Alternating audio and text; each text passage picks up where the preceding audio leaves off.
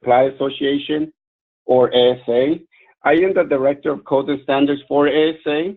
And first off, I would like to thank everyone who is participating on this important webinar for Proposition 65, which becomes effective August of next year. I would like to give thanks to Mr. Matt Quinn. Matt Quinn is the General Manager of Global Restricted Substances, and he's also the Health, Environmental, and Regulatory Services. And Matt Quinn is from Intertek, and without further ado, I will pass it over to Matt Quinn. Matt? Great, thanks, Hugo. Good morning, everybody, and thank you for joining. We'll be getting ready to kick off our Preparing for Prop 65 webinar here in a few seconds. I want to do a couple of intros and just let you know you'll find to ask questions, which we have a Q&A period at the end. We're going to look at kind of covering 45 minutes of the topic and give some time for Q&A at the end. You will find on your control panel on the right side, you will find an area to submit question where Dr. Pratik Japoria and Tom Giannitis will certainly address those at the end. So what I'll do is I'll do a quick introduction, then I'll hand it over to Pratik. Dr. Pratik Japoria is a director of our technical services, and he provides counsel to Intertek customers about compliance with and changes to regulations related to consumer product safety, chemical management, and harmful substances. These regulations include California Prop 65, California Green Chemistry Initiative, state green chemistry requirements, and restricted substance lists, or RSLs. Tom Giannitis joins us. He's one of our toxicologists with our Health and Regulatory Services. His primary role within Intertek is conducting toxicological and exposure assessments of consumer goods, food ingredients, and other materials. His experience in evaluating safety combined with his regulatory knowledge provides clients with compliance support for a number of regulations, including Prop 65, which we'll certainly be talking about today. He's also a member of the Society of Toxicology and Canadian Institute of Food Science and Technology. So without further ado, Pratik, I will hand the reins over to you, and everybody be prepared to learn a lot today. Good morning. Thanks, Matt, and good morning, everyone. So as Hugo and Matt mentioned, we will look at the Proposition 65 amendments at the beginning, and then we'll look at what the significant changes are, some of the enforcement trends, just to understand, what are the type of products and what are the type of chemicals that the attorneys or lawyers in California are targeting. And then Tom, once we understand what the challenges are, Tom will walk us through the approach in order to mitigate the risk and try to comply with the Proposition 65 requirements. With that, we'll look at first the major amendments for Proposition 65. So with Prop 65, there were three amendments that kind of happened around the same time. And we'll look at all the three of them. The one that probably gets the most press, and I think one is probably most discussed, is the amendment pertaining to the verbiage of what is the labeling requirement for Proposition 65 in terms of what is considered as a clear and reasonable warning. So that's the first and the foremost. So we'll look at that. In that amendment, there were two parts to that amendment. Part 1, which was in subarticle 1, is the mandatory part, and then Part 2, which addresses what is deemed as clear and reasonable warning in the eyes of the California Office of Environmental Health Hazard, which is part of the Cal EPA, as clear and reasonable. So that is something that, if you use those, then you don't have to demonstrate that it is clear and reasonable. You may be able to use something else, but then if you use something else, then of course you would have to demonstrate that those whatever warning language you're using is clear and reasonable. So these amendments occurred last year, about August 31st of 2016, and they were probably about 3 to 4 years in the making. I would probably say the soft approach started probably in 2013. I think formally things were launched in about March of 2014. They had about 2 rounds of proposed rulemaking and consultation, taking in the public feedback, and then finally the amendments were published on August 31st. There's 2-year phase in time. So the effective date for the new requirements will be August 30th of next year, so August 30th of 2018. So you got about a year or so left to ensure you have things in place to meet the requirements. So this is an opportune time to take a pulse, understand what the changes are, and then plan for the changes.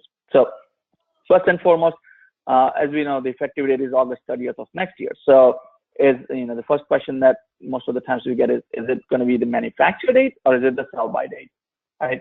So if you make a product on July 15th of 2018, should it be meeting the new requirements or can it be labeled per the old requirement? And the answer would be, it could be labeled to the old requirement. The new label warning requirement is effective for the products that is manufactured on and after August 30th of next year. So if anything you manufactured before that, if it's very close to that deadline, I think having the proper documentation will be something that you want to keep, just to demonstrate that it was manufactured before that date. But to stress it, it is based on the manufacture date and not sell by date. So that gives you a good 2-year time frame to implement the changes and also provides you with a sell-through time frame. In addition to that, the amendment also grandfathered the verbiage of the warning labels that were part of the court case settlement. So in case if you were part of a settlement and there was a warning label that was approved as part of the reformulation requirements, then you can continue using that warning label for that specific product, for warning for that chemical. You don't have to start using the new warning label. So just be mindful that court case settlements as they are specific to product and chemical. So that's how it will be when they're grandfathered in as well.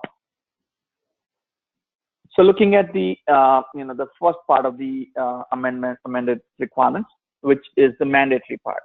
This one essentially shifts the responsibility and moves it up front, or upfront in the supply chain. The manufacturers, importers, or distributors are going to be primarily responsible to meet the Proposition 65 warning label requirement. The retailer, if the only role that they have is providing the shelf space, then they would not be responsible unless they were provided the written notice by the manufacturer, importer, or distributor, or if it's their own private label, in which case you kind of have that manufacturer's hat, or the retailer themselves knowingly introduced a listed chemical or obscured a warning. So those would be the only buckets or times when a retailer would have to provide a warning and would be responsible. Otherwise, the responsibility has shifted upstream to the manufacturer, importer, and distributor to ensure that you understand the product, determine if there is going to be an exposure to a listed chemical on Prop 65 list, and if that exposure would be able to safe harbor level. And Tom will cover some of the attributes that will go into it. So in terms of notification, what does that really mean? So in this case, there is a written obligation to provide a written notification to authorized agent of the retailer.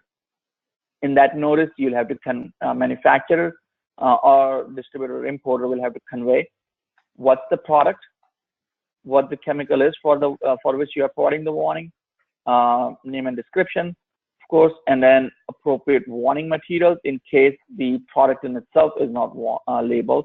In that case, you'd have provide all the warning materials for, if it's a brick and mortar, then you give them the labels for shelves or electronic or whatever that warning, if it's going to be electronic warnings on either tags or on the e-commerce sites.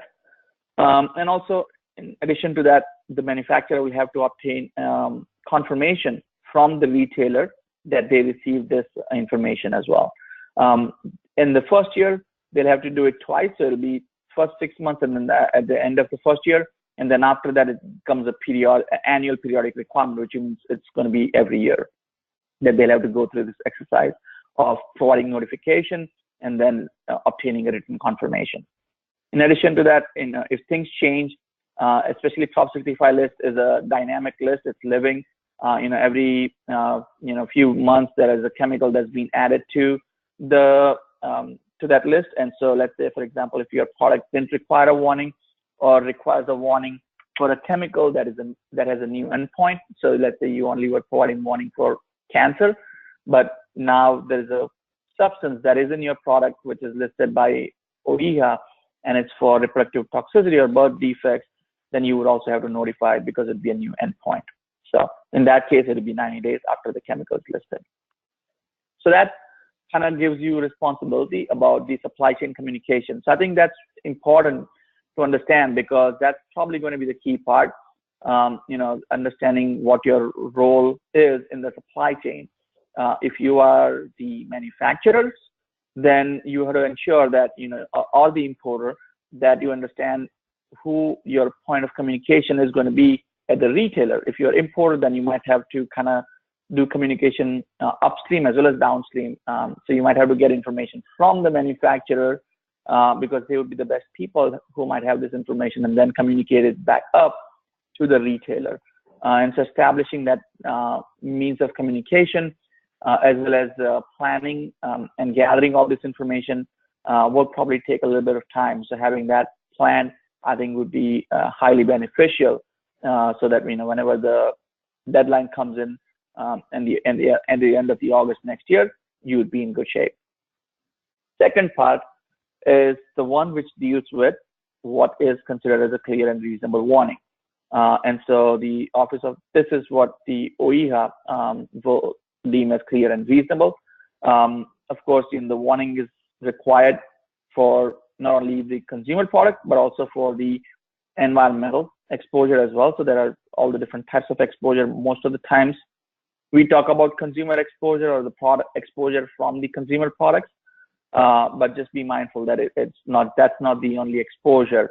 It would be also environmental exposure as well that you would have to take into consideration. If it's a consumer product exposure, then it has to be prominently displayed, and we'll look at what that means. Environmental exposure, the warning must be conspicuous and posted so it's likely to be seen and read by the individual who would be impacted by them during their daily activity, and so on and so forth. And then warning supplemental information, if provided, has to be restricted to the source of exposure of the information for the chemicals. So type of exposures that would require warning, as I said, consumer exposure, environmental exposure, and occupational. So if you have stores in California or operate manufacturing facilities or distribution centers in California, then of course, in addition to the consumer product, you might also have responsibility from environmental or occupational exposure warnings as well. In most of the warning requirements, as we'll see, it's for general products, but for specific set of products, there is a language that the OIHA has specified that you have to use, and also the methods of transmission of that warnings as well. And so that group of product is going to be listed here. So your food, alcoholic beverages, furnitures, raw wood products, diesel engine exhaust, petroleum products, and so on and so forth. So these are about 8 or 9 categories that will require, if you fit under those, then you need specific warning. Not only that, the modes of communication is also specified by OIHA. For the most part, for the consumer product, you'll be using generic warning, which is what we'll discuss over here. So in this case, up until now as well, it was implicit that you would provide the warning wherever your modes of sales are. Now it's a little bit more explicit, and also the rule provides more guidance in terms of what are the forms and formats in which you can provide a warning. So, if it could be in the brick and mortar store, if it is, then you can provide a product specific warning either as a sign, which is most often what is done, You can have a shelf tag, or it could also be a shelf sign. You can also provide information using electronic devices on the shelves and so on and so forth, also receipts and things like that. And when you have a label, you make sure that it's conspicuous. That's the key part, conspicuous and legible. So in terms of the transmission, what are the different types of warnings? The other option is going to be electronic commerce. So again, as sales shift more and more online through e-com, of course, similar to your store shelves, you'd have to make sure that the warning is conveyed to the consumer. In that case, you can, instead of giving the entire warning on each product page, you could, just have the word warning that is easy to find for the consumer, and then hyperlink the actual warning from that warning page. And so a lot of times, e-commerce sites might do that, where it might have a warning or Prop 65 warning, and then link it to a unique page where you have a set of Prop 65 warnings. Catalogs, similar to e-com and brick and mortar stores. Again, point of sale, you would have to provide the warnings over here as well. The other key attribute is going to be multilingual, as you have more and more information being translated because distribution is shifting not only in US, but could be going to Canada and Mexico or anywhere to Europe. And so as you have information in more than one languages, you might also have to translate the verbiage or the warning labels in other languages as well. The requirement to translate the warning labels in other languages would be in case where the consumer product has the consumer information in the other languages. And so that consumer information, so your brand name, your product name, manufacturer information, address, these aren't really considered as consumer information, but things like, ingredients information, energy information, those type of things would be considered more as the consumer information. And so when you have consumer information in other languages, you would also have to translate the Prop 65 warnings into other languages as well. And it could be Spanish or French and so on and so forth. And OEI has also, I think, already done some translation, and they will also provide some translations of these warnings as well. And I think definitely Spanish and probably French as well. So now we know, what is considered clear and reasonable, what are the means that you need to provide warnings for. So now we'll look at what actually goes in to the Prop 65 warning. So again, you'll have your universal warning symbol, which is the the equilateral triangle with an exclamation mark. So if you're using black and white warning, it could be in black and white. If you're using color, then that equilateral triangle has to be yellow colored, followed by the term warning in all capital letters and bold. And after that, you're going to, depending on the chemical for which you are providing the warning and the endpoint, you would have one of the 4 warnings here. So first is for the substances, chemicals that cause cancer. And so it's going to be, this is the verbiage where it says, this product can expose you to chemicals, including, and you'll name the chemical here, which is or are known to the state of California to cause cancer. For more information, go to p65warnings.ca.gov. And so over here in the parentheses, you're essentially going to substitute and provide a list of at least 1 chemical for which you are providing warning. You might have, let's say if you have 10 chemicals which are in your product, which might trigger warning, you don't have to list all 10 of them. You would have to list at least 1 for each endpoint. So if it's all 10 are causing cancer, then you just list 1 for cancer. If 5 cause cancer and other 5 cause reproductive toxicity or birth defects, in that case, what you do is basically list 1 from each endpoint. So this is just for reproductive toxicity, and then you will see 1 over here, which combines the 2. So in the example I just gave earlier, let's say if you have 10 chemicals, 5 only cause cancer and 5 only cause reproductive toxicity, then you'd list 1 chemical for cancer here of the 5, 1 for reproductive toxicity out of the 5 over here. If there is one of the 10 chemicals that would cause reproductive toxicity or cancer and cancer both, then you can just have that 1 chemical listed and then just combine the warning. So those are going to be, your multiple choice options, 1 out of 4 warnings that you'll have to use. If you're, and that would go either on the e-commerce side, on your store shelves, on your shelf sign, any of those options that you're using, you would use 1 of the 4. If you are providing the warning on the product itself, then you can use an abbreviated form of the warning, and that is going to be, again, your exclamation mark in the equilateral triangle, warnings in all capital and bold. In addition to that, you'll pick one of these warnings, which is, again, cancer, and then just say p65warnings.ca.gov, reproductive harm, this, and then cancer and reproductive harm in the warning. So it's because of the small real estate on the package, you don't have to give like a full-fledged warning similar to the one which is over here. So that was your amendment overall. Second part of the amendment basically was the Attorney General's amendment, which was on direction from from the California Governor Brown, and this was in addition in order to reduce and rein in some of these frivolous lawsuits that have been brought forward by a lot of the private plaintiffs, as we colloquially call them, bounty hunters. So the idea behind that is to increase the transparency and also try to reduce the amount of money that goes to the plaintiffs' attorneys, so that that probably would drive reduction in the lawsuits. So transparency-wise, anytime there is a settlement, then even if the settlement is out of court, then the Attorney General's office would have to be notified within the 5 days of the settlement.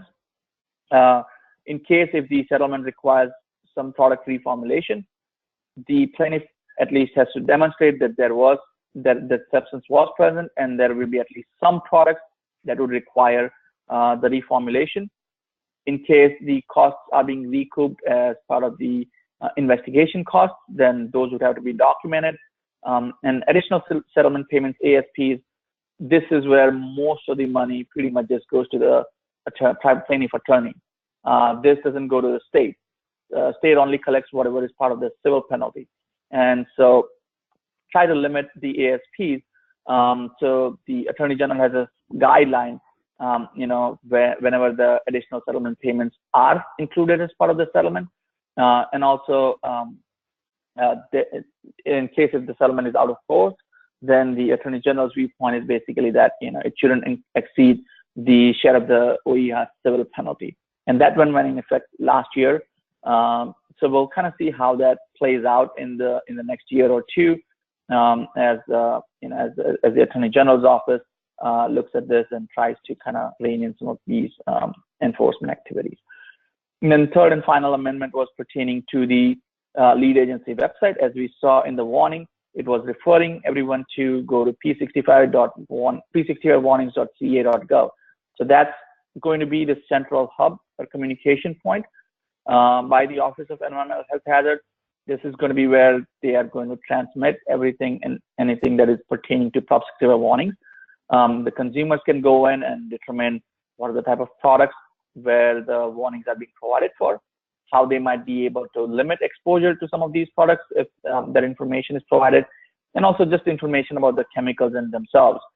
So for a lot of these chemicals, BPA, lead, some of these, the Office of Environmental Health Hazard already has some fact sheets which provides information about where this chemical commonly found, what are the uses, how might the consumer be able to limit the exposure, what's the harm that it would cause, and so on and so forth. So as part of the warning website, the OER will also collect some information from the manufacturers as well, when that information would be reasonably available to the manufacturers. So as a manufacturer or responsible party, you would have this obligation to provide this information when requested and when reasonably available within 90 days of the request by OER. So the points that they could request essentially are here, listed here: name and contact information of person who's responding to OER, information about the manufacturer, chemical for which the warning is being provided, if it's environmental warning, source of the chemical or the area for which the warning is being provided. And in case if there's information about the routes of exposure or how you might be able to limit that, then that information as well. So this is something where you might receive notification from OEHA requesting such information, and in that case, you would have to respond back to them within 90 days of such request with information that is reasonably available to you. So with that, we'll look at the enforcement just to understand what's been going on in the state of California. So just looking at general trends, looking at the total settlements, for Prop 65, the trend is being going up. I mean, 2016 was another record year. Totally they collected about 30 million or so in penalties. If you look at the number of settlements, they've been also on the rise as well.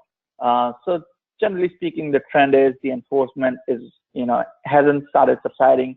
It's on its way up. If you look at the distribution of where the money is going, as we said, the civil penalty, which goes to the state, it's only about 20%. Most of the money goes to attorney's fees and costs. And this is why we saw that Attorney General's amendment about additional settlement payments, ASPs. And so the idea is to rein in this cost and bring it down. And that hopefully might lead to the reversal of trend and limit or reduce the enforcement activity, both in terms of the notices as well as the eventually the settlements that might happen. Specifically looking at the 60-day notice, so these are the precursor to the settlements. So, and this also gives you a pulse on the enforcement activity going on at the state as well. And so if you take food and personal care products out, most of the settlement enforcement activity is going to be for lead and phthalates. And then depending on some specific products, you might get into for furniture, flame retardants, for food contact articles, you might get into BPA. For home and construction products, you're probably looking mainly at your, plumbing and hardware type of products where, you have high enforcement for lead. Anytime you have hose and tubings and electrical cables and things of that nature, you generally get into enforcement more for cords and cables for phthalates. And then when you get into the tools arena, you get, the enforcement for wood dust and similar type of products. So I would say for the construction and building products, lead, phthalates are probably too high, highly litigated chemicals. So this one is for April. Again, similarly, if you look at June, you take food, marijuana, and personal care products out. Again, your lead and your phthalates are going to be the two highest ones, and also tools as well. Most of the times when you have hand tools, you'll have neoprene or PVC grips, which are for padding and grip purposes. And so you'd also look at those because those would also be high risk as well. And same thing, July, same type of information as well. So this hopefully at least gives you some indication in terms of what is going on in the state of California in terms of enforcement activity. With that, I'll turn it over to Tom to walk us through, now that we understand challenges, how we might be able to meet the requirements. Thanks, Pratik, and good morning to everyone joining us today. So we get a lot of questions regarding Prop 65. It can be a rather confusing and sometimes illogical regulation. And so I'll go over a few common questions that we get or misconceptions to help set the groundwork for, addressing compliance and maybe just some general questions. So there is no one test to address Prop 65. The list obviously has over 900 chemicals, and the way you test for each of those will be different. And even with a specific chemical, it'll vary based on what the matrix is. So whether we're looking for lead in a metal component versus checking to make sure there's if there's lead in a plastic component, that can impact the way the test will be run. So there's no one test method, and it'll be specific to each situation and product. Also, there are you have to also look for the best method available. So one thing to consider is the fact that different methods might provide different detection limits. So you don't have to go to great, extraordinary depths to try and figure out how to test it to parts per trillion levels. But if there's a test method for testing it to parts per million, and there's a readily available method to test at the parts per billion level, well, then you should definitely go for the method that provides the best detection limit. Another question is using settlements for addressing your compliance. Now, this can be a useful way for prioritizing or kind of using that as a benchmark, but it may not be 100% bulletproof, because those settlements that specify lead in certain components, for example, are generally specific to the companies that were part of that settlement, and they have specific criteria that apply to them. So it could be for a specific type of component or product. It could be based on a specific test method. And so overall, it can be used if you're stuck with dealing with a whole number of different chemicals and components that you've been testing. Yes, it can maybe provide you with some way to try and prioritize those to maybe a slightly lower category versus other chemicals, but you have to be really careful in using settlements, because I know in the plumbing industry there have been settlements for lead in a variety of different components, which definitely helps. But you just have to be careful that it's not a blanket way of addressing compliance in every situation. So that's just something to be careful about. Moving on, the regulation does not specify a de minimis concentration. So there's no limit that is specified that says it is low enough that you do not need to address it.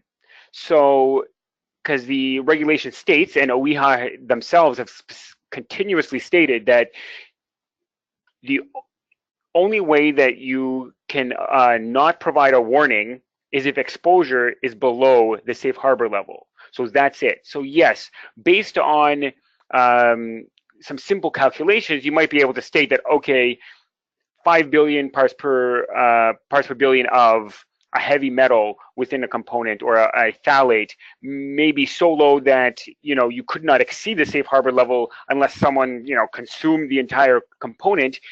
You still have to have that kind of due diligence and go through a simple calculation to determine that when you have very low levels, because you can't just write it off.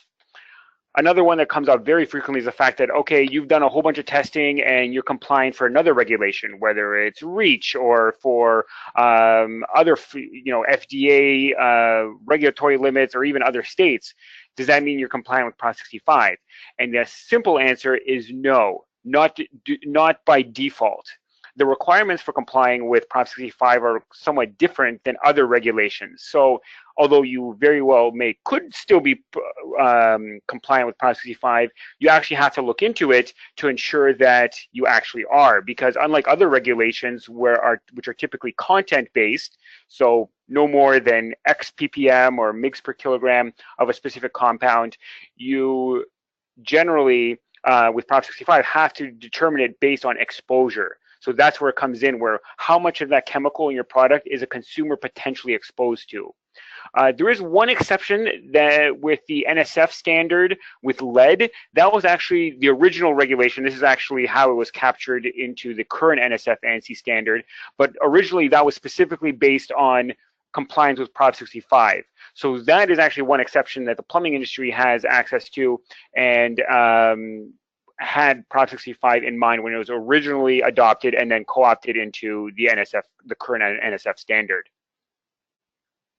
And then also, does it apply to my product? Does it apply to various components? It applies to any product that potentially a consumer can be exposed to. So this includes packaging. This includes components where in plumbing it can create a bit of issue, because that's where, even though a consumer may not be touching pipes or touching a component, if they may be exposed because of the drinking water, or they may be exposed in some other fashion, you still have to address it. So it creates some additional complexity in determining, what is accessible, what isn't, and so on and so forth. But otherwise, any situation where a consumer can be potentially exposed, any citizen in California. So we have to also underline the fact that it's not just consumers, but also workers, installers, plumbers, things of that nature, where it's also the workers as well who are installing these components that may be exposed to them.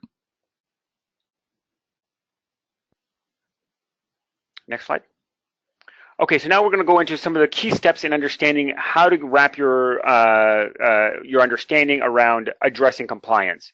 So obviously, one strategy that can be done is using just adding a label. Pratik went over what the new warning language is and how to address it.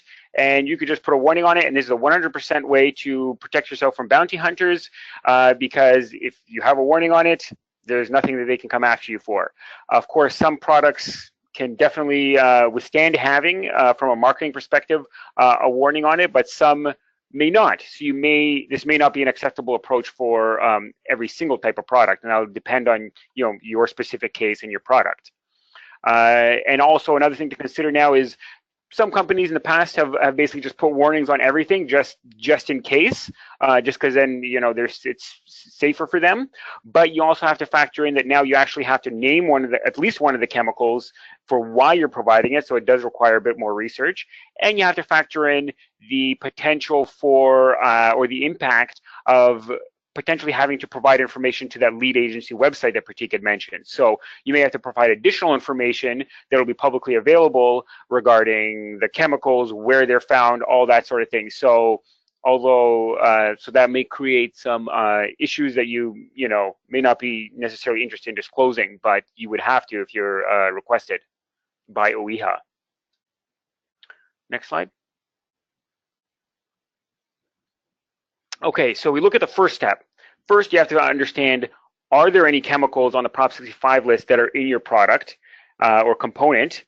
And we have to figure out where they may be. So you have to factor in not only the components that make up your product, but you also have to think of impurities, residuals, things that, heavy metals are commonly found in a variety of types of materials that are used to make, any sort of product. And this can be done through basically looking through your formulations, your safety data sheets. You may have to go back to your supplier for more information to say if they're aware of whether there could be any chemicals in there that haven't been disclosed. And this, depending on your product, this can get quite complex because if you have a lot of parts and components and you have to go through everything, you may have to go through a little more detailed and complex kind of bill of materials analysis to basically track and maintain your information system to understand, okay, where could these components be? Where are the chemicals potentially present? And kind of going through your supply chain, because ultimately, everyone in the supply chain can be on the hook for compliance with Prop 65. So you want to have as much of this information available as possible to better understand where your risks are. Moving on. And so, yeah, you can do audits and things of that nature. So now you've either figured out, maybe the formulation tells you how much of a Prop 65 chemical there is. So, you've addressed that part already. But if you have narrowed your list down, and one thing, I guess, to mention is the fact that, yes, there are 900 chemicals on the Prop 65 list. Obviously, only a small percentage of those are actually going to be relevant to any product class in any industry. So, you can eliminate typically in, plumbing and HVAC, you can eliminate, all the pesticides and drugs and, all those things, but you have to then narrow it down and you have to maybe look at the specific types of materials that are present for how to narrow down that list. So now that you have your list, okay, now we have to go ahead and start analyzing those compounds for those products to see if they're actually present, and if they are, at what concentration. And there are a variety of methods that can be done for testing. Obviously, with the migration testing may be relevant as well when dealing with drinking water or any sorts of other products where water or other materials are moving through various components. So now that you have you have found that there are Prop 65 chemicals in a component or product, and you know what concentration they're at, so that'll be given to you in parts per million or milligrams per kilogram, but you have to relate that to the safe harbor levels, which are in micrograms per day. So moving along, we can see that although there are 900 chemicals on the list, OEHA has only derived about 1/3 of the safe harbor levels for these chemicals. So they seem, obviously very quick to list all sorts of chemicals, but yet, they're not there to be able to derive all the safe harbors. So they have a priority list, and they keep moving on in deriving them. But this is the safe harbor level is the level that we need to compare the exposure from use of a product to in order to determine whether a warning is required. And if there's no safe harbor level derived yet, then a company must derive one. And so this will include, compiling the cancer data and the reproductive toxicity data to come up with a limit similar to how OEHA does it. And yes, and so you have to derive one, and then you can move forward to conducting the actual exposure assessment. So looking at it, this is going to be on a case-by-case basis. We have to look at how is the consumer going to use the product. Is this something that's going to be used on a daily basis, only occasionally? We have to look at how the chemical will be moving through these components, because whether it's lead or arsenic or phthalates, they'll move differently between metal versus plastic and different types of plastic potentially. So you have to factor that in. We have to consider all routes of exposure. So that's oral exposure, dermal exposure, and inhalation exposure. And, in some cases it'll be obvious and you can clearly eliminate it because it won't be relevant, like inhalation from solid materials. But sometimes you have to factor in whether, if it's dermal exposure from handling it and touching something. Sometimes you also have to consider indirect oral. So that's someone touching a component or product and then touching their hand to their mouth. It seems a little bit excessive, but this is how OEHA sometimes evaluates things and has specific guidance for that. So even if it's a minimal is not a significant source of the chemical, it still needs to be addressed in order to ensure you're not leaving any holes in your analysis. Also, you have to factor in, okay, who's the major population that is going to be using these products, whether it's children versus adults. That'll have differences in the daily exposure and the frequency of use and all sorts of and those sorts of factors. And so the exposure assessment comes out with a value in milligrams per day. So that's milligrams of arsenic that they're going to be exposed to per day. And now you can go and compare that to the safe harbor level.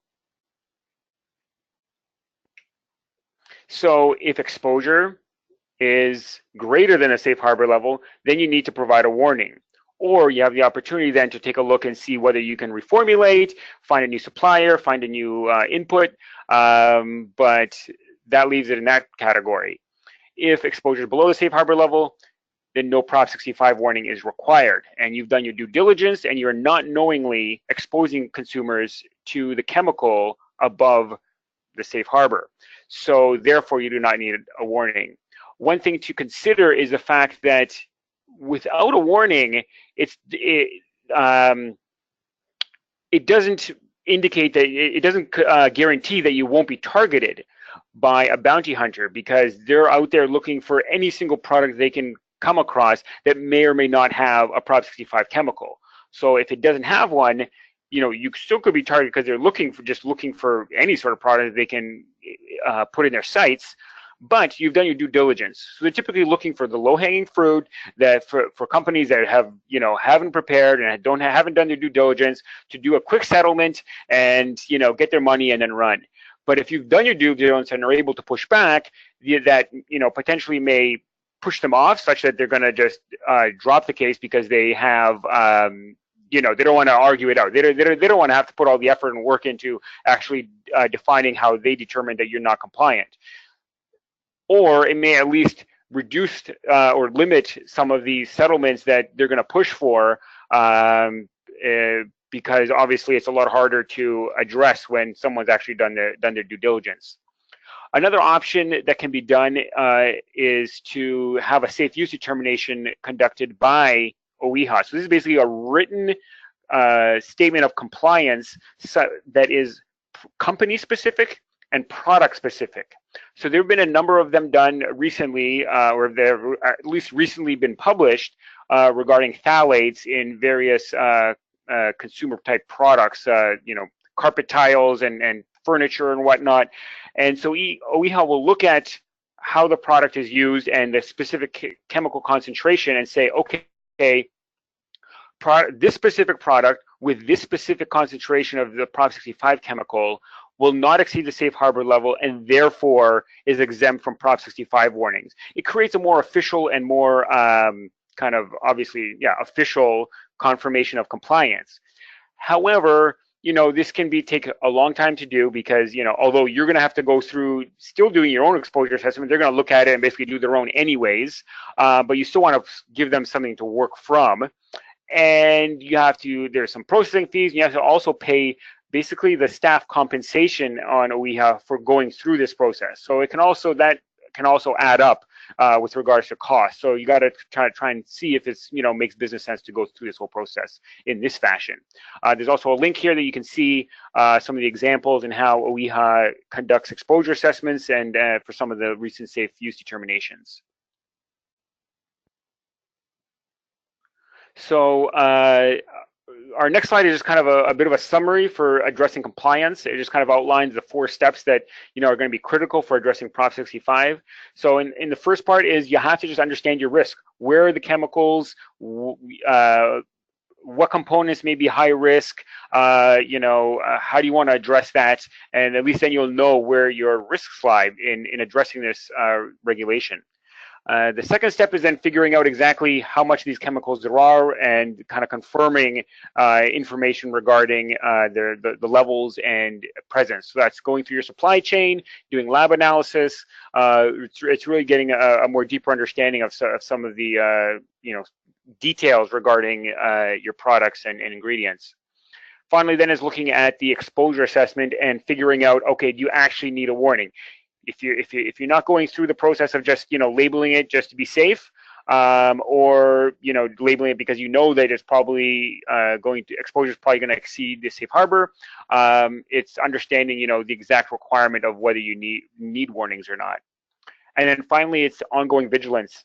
Obviously, if your suppliers change or your suppliers change their inputs or manufacturing processes, this can have an impact on all the downstream players and result in changes in companies' compliance with Prop 65, in some cases. So it's prudent to kind of occasionally go back and make sure that everything is kind of still as you had anticipated and expected, such that nothing has changed where you get blindsided by some new residual that shows up in a compound, in a product, and could put you in the crosshairs of a bounty hunter and paying high settlement fees and whatnot.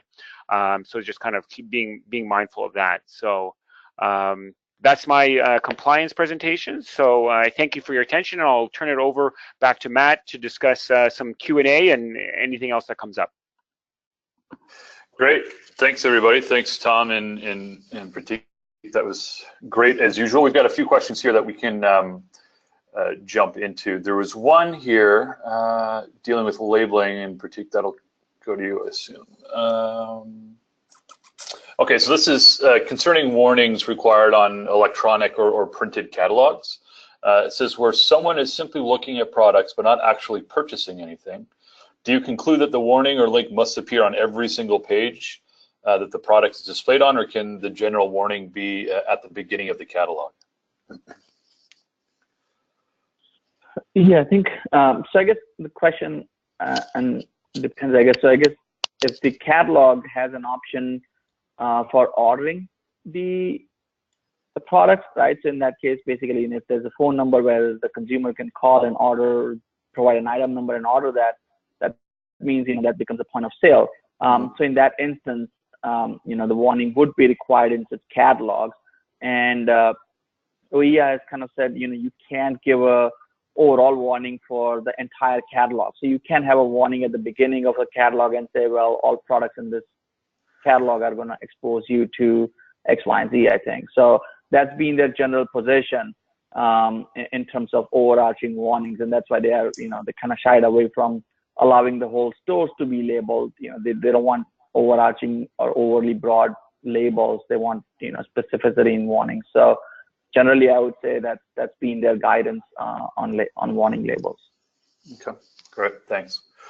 The next one, I'll kind of toss it up. I think any one of us could probably answer this, but it says, do you think manufacturers will make these changes across the board, or do you think they will try and isolate products that are being sold in California only? So I think the question is, do you think manufacturers are going to, only label certain products that are going to California, or are they going to kind of broadly label? And I think it can be difficult to pick out which products in some cases are going to California specifically. Others may not be as complex as that, but I'll kind of leave that up to you in thoughts for that question. Yeah, what I would say is basically, I think I see that more and more often in the electronic commerce, the e-commerce, where the warnings are a lot more targeted. So I think, in one of the previous discussion, I was just giving examples. I mean, I'm shifting back and forth in between two offices, the Chicago office and the office in Menlo Park in Bay Area.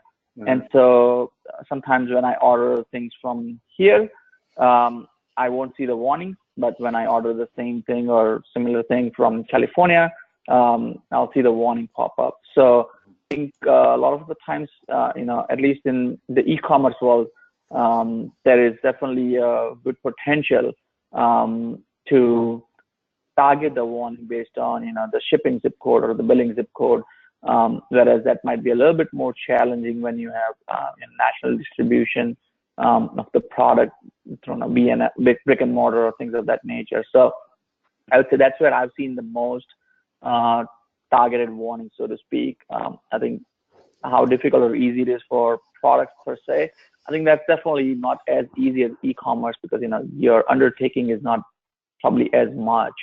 But the other option would be in the instances where you can provide warning label materials just for the stores in California. So rather than labeling the product, you can of course provide the information to the stores.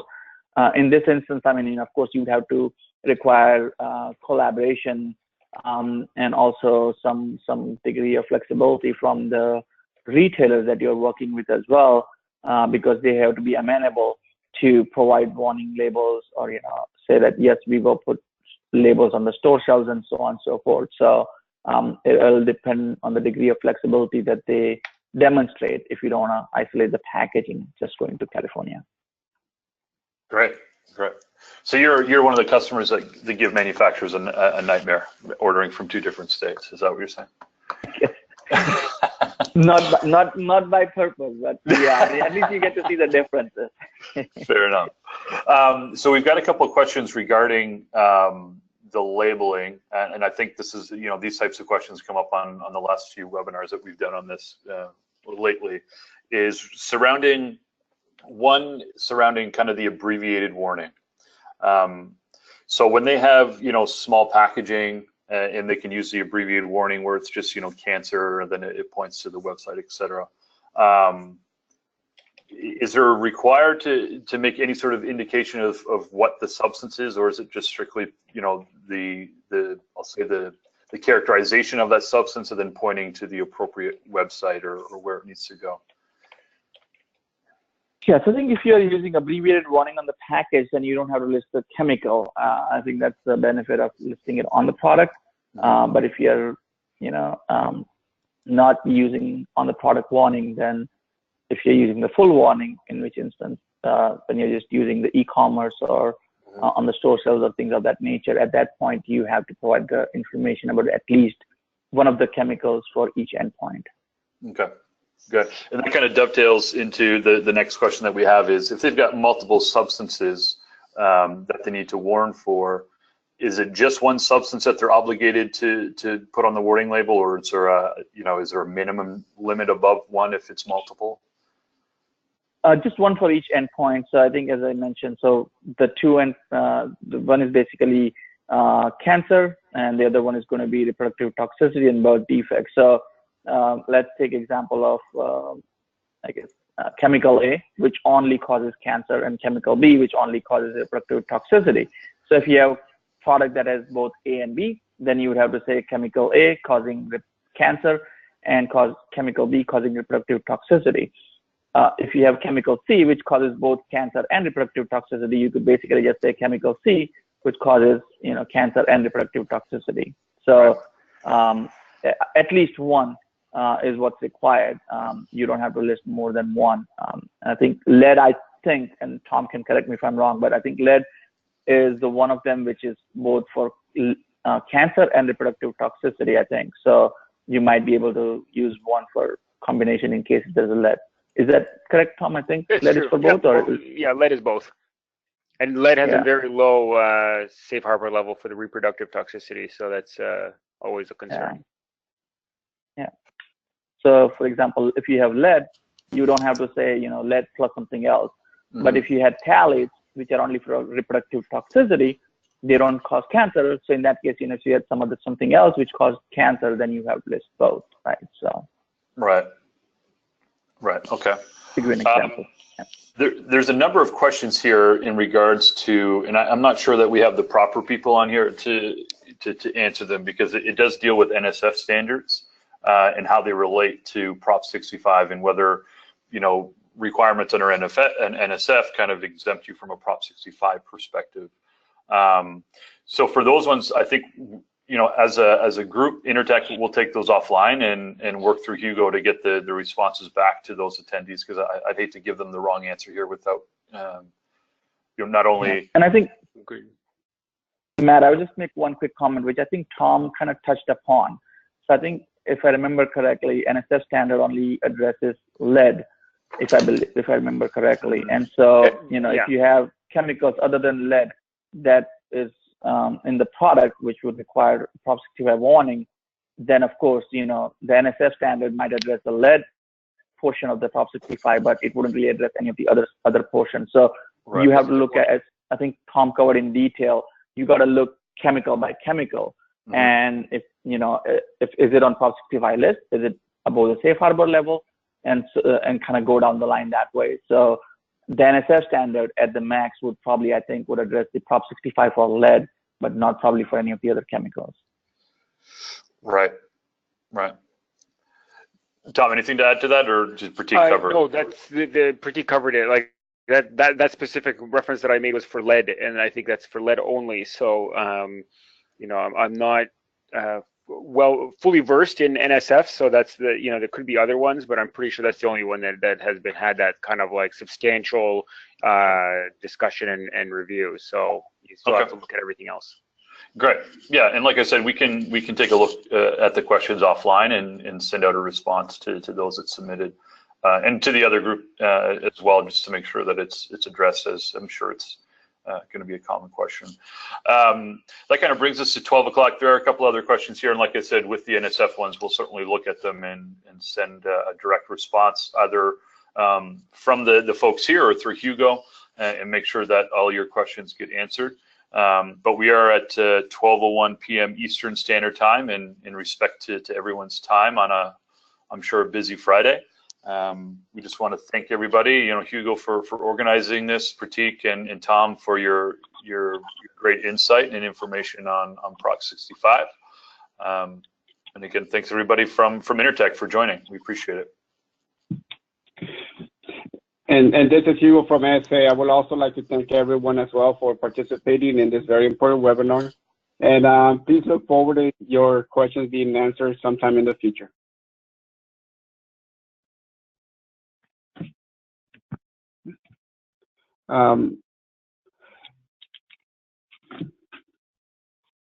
So that will conclude our webinar. Thank you, Matt and Pratik and Thomas for conducting this webinar. Thank you. Thank you. Take care.